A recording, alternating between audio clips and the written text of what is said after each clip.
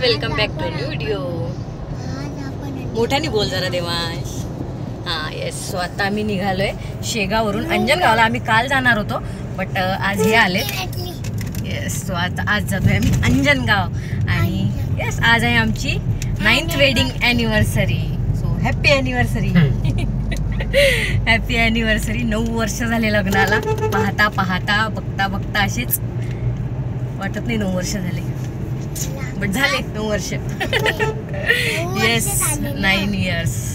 So अंजनगावला अंजुताई प्रीतीताई सगळे येणार आहे. सो आज फुल टू धमाल असणार आहे ना Devansh. Yes.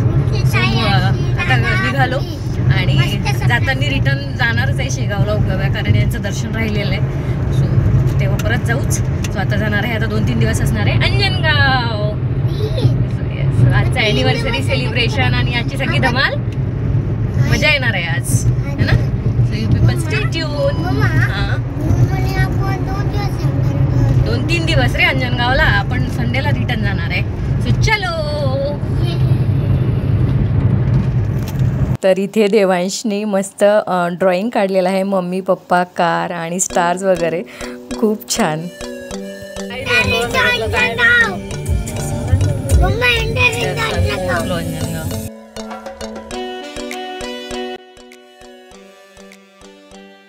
Many unbearable hours later.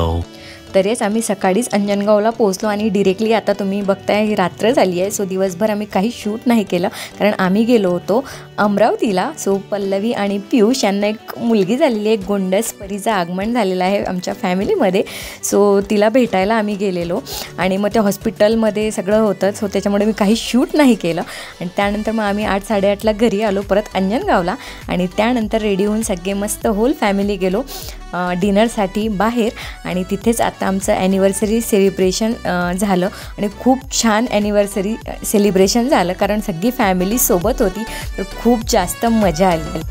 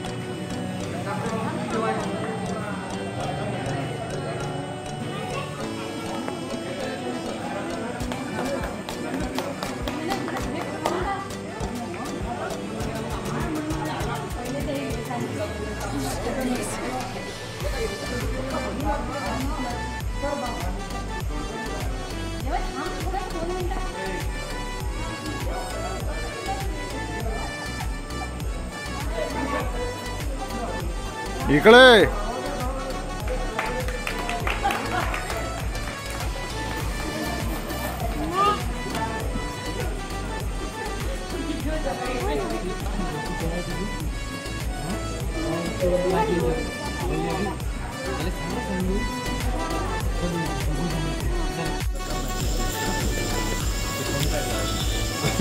बरं त्याला फोटो घेऊन गेला पहिले.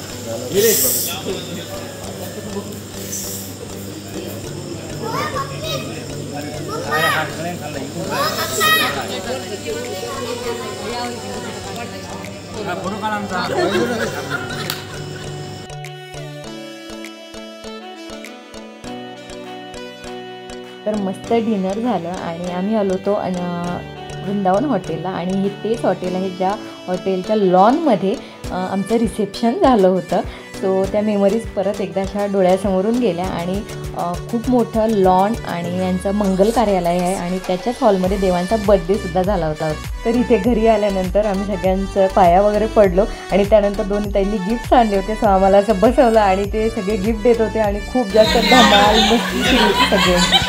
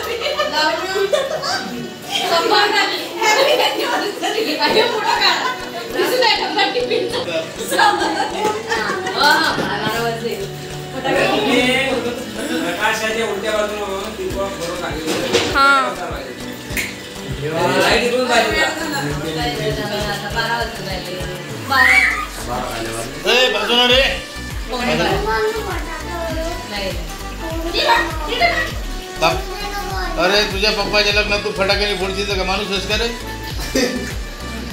लग्न गुरुवारी होतं. लग्न गुरुवारी होतं काय?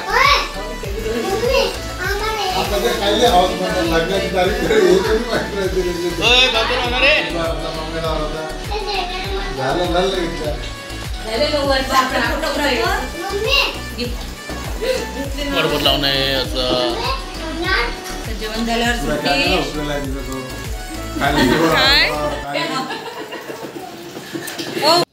तर मस्त आमचं औक्षण झालं. दोन्ही ताईंनी आणि आईंनी आम्हाला मस्त ओवाळलं आणि मुलांची धमाल मस्ती तर सुरूच होती. त्यासोबत आमचीसुद्धा इतकी धमाल मस्ती आणि हसणं सुरू होतं की हसून हसून अक्षरशः पोट आणि गाल दोन्ही दुखायला लागले होते. एवढी सगळेजण मजा करत होते.